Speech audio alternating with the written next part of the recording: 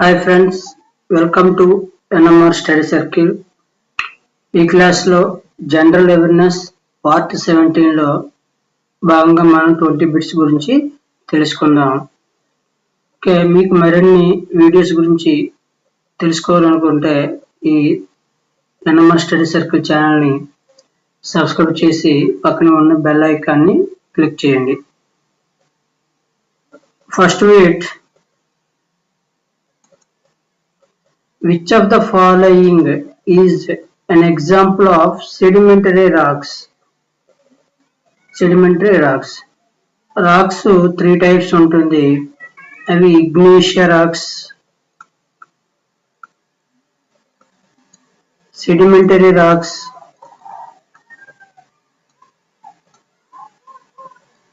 and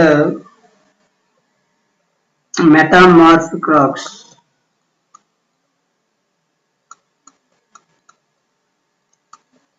okay, అయితే ఇక్కడ sediment rock కి ఎగ్జాంపుల్ ఏమనగా lime stone is the example of sedimentary rocks.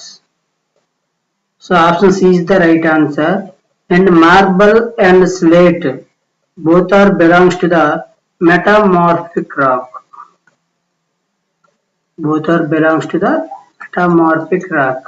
Marble and slate. Okay, next one.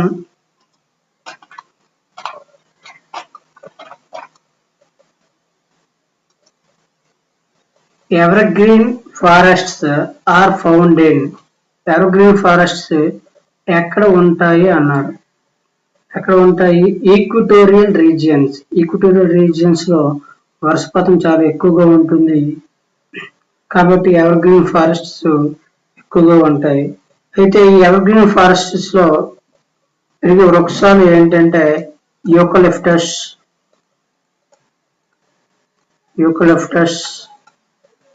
ఓక్, high ఓక్ and అకాసియస్. భారతదేశంలో ఈ ఎవర్గ్రీన్ ఫారెస్ట్స్ ఎక్కడ ఉన్నాయంటే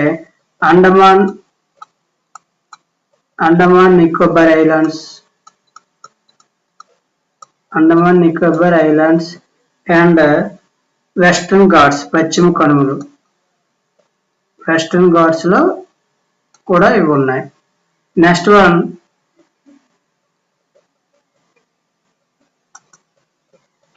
the land of morning calm refers to. land of morning calm అని ఏ దేశాన్ని పిలుస్తారు? land of morning calm అని సౌత్ కొరియా అని పిలుస్తారు. South Korea. అదేవిధంగా జపాన్ ఏమని పిలుస్తారంటే land of rising sun. Land of rising sun.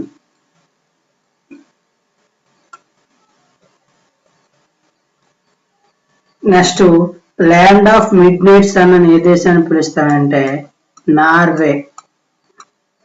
Land of midnight sun. Next one,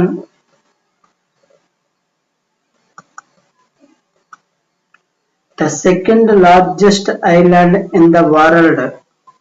The second largest island in the world ఏదంటే new Guinea. New Guinea is the second largest island. అయితే first largest island ఏదంటే Greenland. First Greenland, second new Guinea, third Borneo,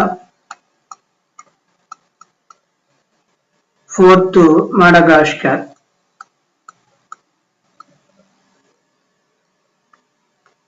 okay, so fourth one answer new Guinea. Next one, fifth one, Congo is situated on the west coast of Africa. Congo దేశం ఆఫ్రికాలో ఏ తీర ప్రాంతంలో ఉన్నదంటే west Coast of Africa. West Coast of Africa. ఈ Congo capital ఏంటంటే కిన్షాసా. Congo capital కిన్షాసా. ఆఫ్రికాలో అతి పెద్ద దేశం అల్జీరియా. అల్జీరియా తర్వాత రెండవ అతిపెద్ద దేశం ఏదంటే Congo. Next one,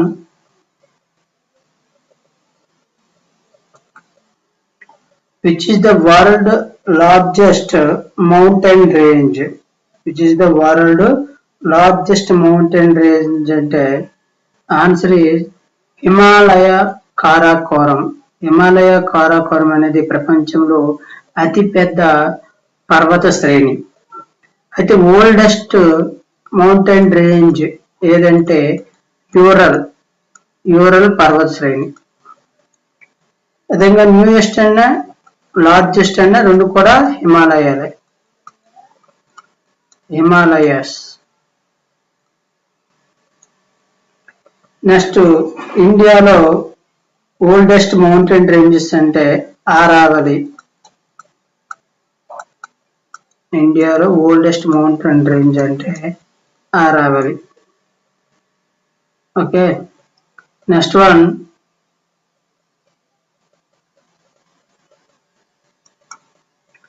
the largest mica producing country in the world. World లో అతిపెద్ద మైకా ఉత్పత్తి చేస్తున్న దేశం ఏది అంటే ఇండియా. ఇండియా అనేది మైకా ఉత్పత్తి చేసే దేశం. అయితే ఇండియాలో ఏ రాష్ట్రం ఎక్కువగా ఉత్పత్తి చేస్తుంది అంటే Jharkhand, Bihar, Andhra Pradesh, Rajasthan. Okay, first place Jharkhand, second place Bihar. Largest mica producing state in our country is the Jharkhand. Next one,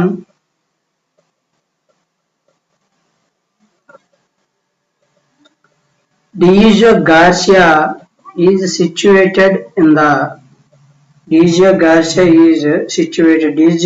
Garcia అనేది ఎక్కడ ఏ సముద్రంలో ఉంది అంటే ఇండియన్ ఓషియన్ లో ఉన్నది. Next one,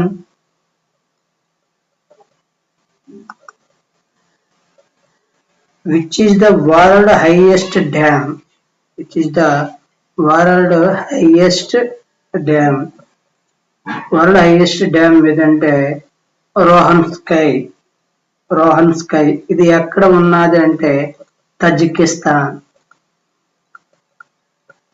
world highest dam ఏదంటే రోహన్ స్కై. ఎక్కడ ఉన్నదంటే తజికిస్తాన్ లో ఉన్నది. ఓకే, అదే వరల్డ్ లాంగెస్ట్ డ్యామ్ ఏదంటే Hirakud dam. Longest dam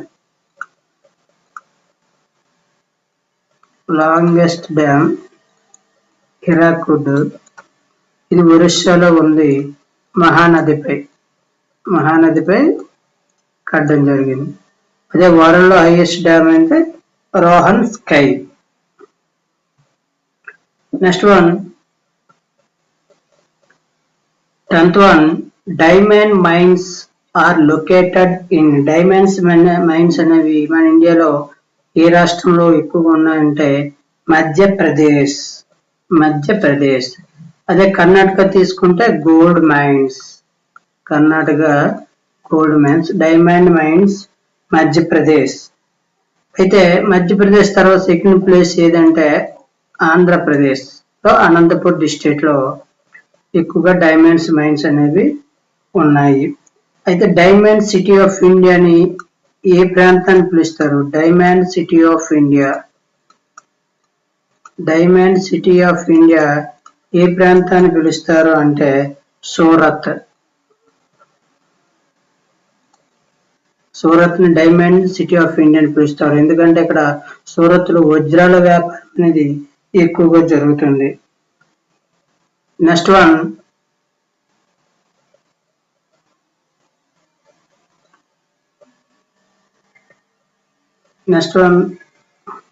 the largest temple in the world is Akshardham temple. Akshardham temple. So ఇది యాక్చువల్గా second place.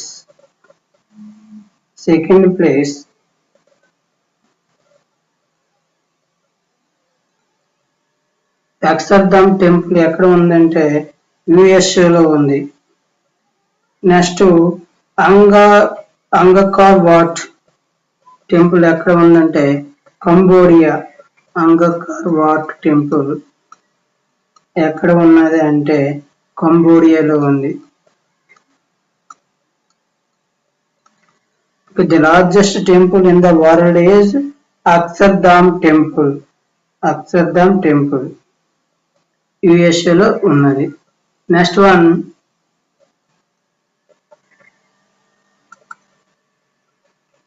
The French Revolution ended in.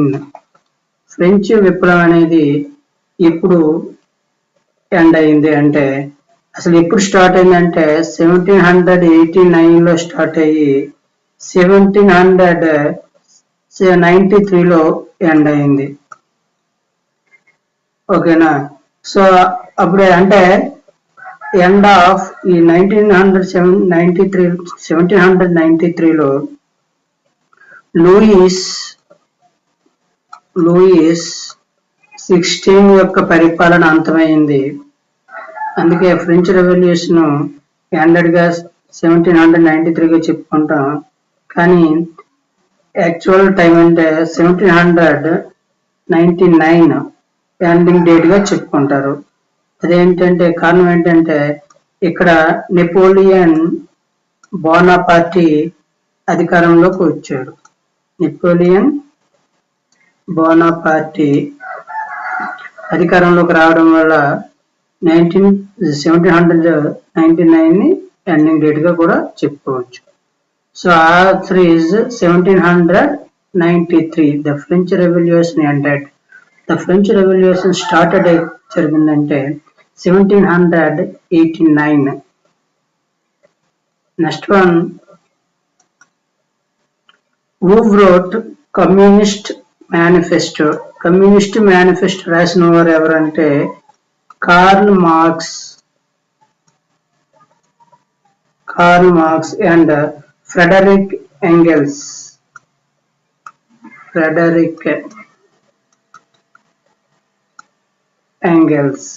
So answer B is the right answer.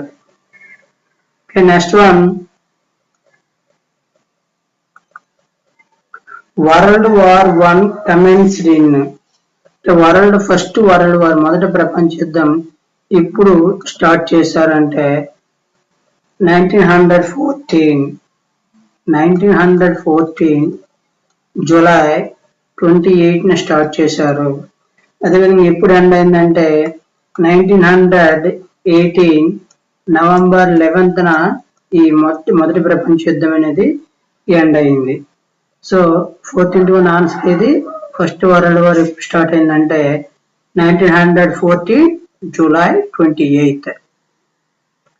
Next one 15th one. The second atom bomb was dropped on Nagasaki. Nagasaki అనే పట్టణం మీద second atom bomb ఎప్పుడు విడిచిపెట్టారంటే 9th August 1945. మొదటి atom bomb ఎప్పుడంటే August 6th హిరోషియా.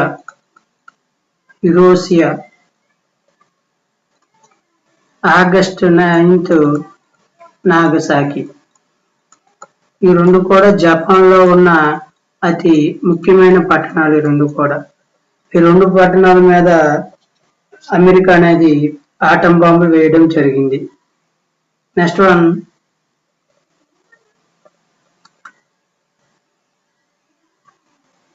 Bangladesh was created in.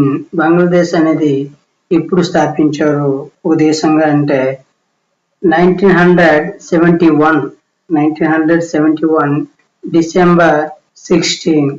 ఇంతకుముందు అది పాకిస్తాన్ లో కలిపి ఉండేది. 1971 తర్వాత అది ప్రత్యేక దేశంగా పరిపూర్ణత సాధించింది. సో బంగ్లాదేశ్ యొక్క రాజధాని ఏది అంటే ఢాకా. దీని యొక్క కరెన్సీ ఏదంటే టాకా.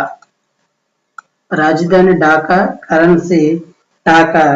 అదేవిధంగా ప్రపంచంలో అత్యంత జనసాంద్రత గల దేశాల్లో బంగ్లాదేశ్ ఒకటి. Next one,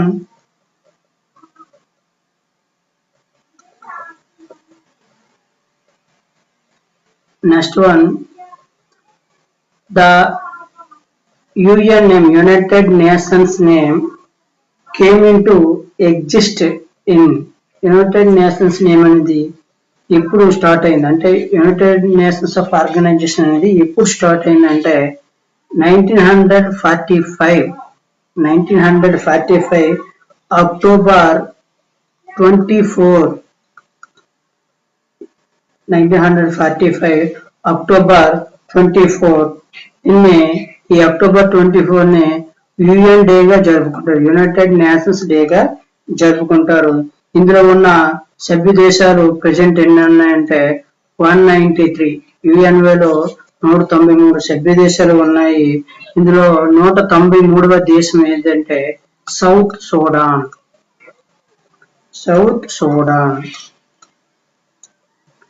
Okay, next one,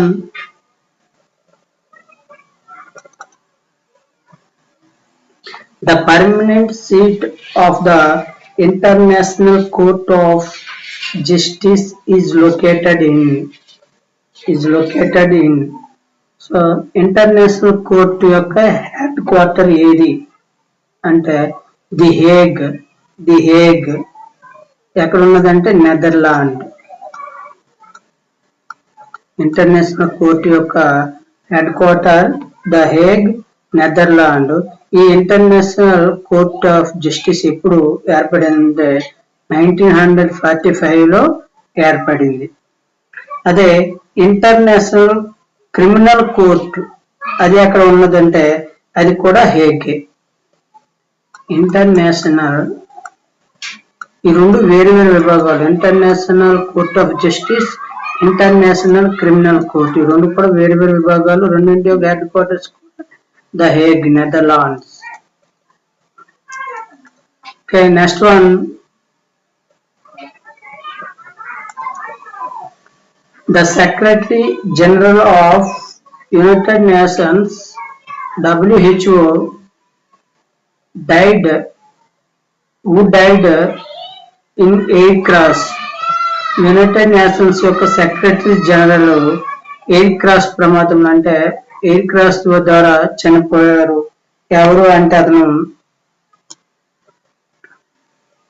ఎవరంటే డాగ్ హమర్స్కోజైడ్. ఓకే, ఇతను ఏ దేశానికి చెందినవాడంటే Sweden. President UNO secretary general ఎవరు అంటే Antonio Guterres. President UNO secretary general Antonio Guterres. Okay, 19th one option ఏంటంటే option B. In which year did India become a member of United Nations? ఏ year లో యుఎన్ఓలో మన భారతదేశం ఒక member గా జాయిన్ అయిందంటే 1945లోనే. 1945 అక్టోబర్ 24న యుఎన్ఓ ఏర్పడినప్పుడు 50 సభ్య దేశాలు ఉన్నాయి. 51 సభ్య దేశాల్లో ఇండియా ఒకటి. ఫౌండేషన్ కంట్రీస్ 50, అందులో ఇండియా ఒకటి. ఎప్పుడు అంటే 1945. సో ఈ వీడియోలో పార్ట్ 17లో మనం 20 బిట్స్ చదువుకున్నాం. నెక్స్ట్ వీడియోలో పార్ట్ 18 గురించి తెలుసుకుందాం. Thanks for watching.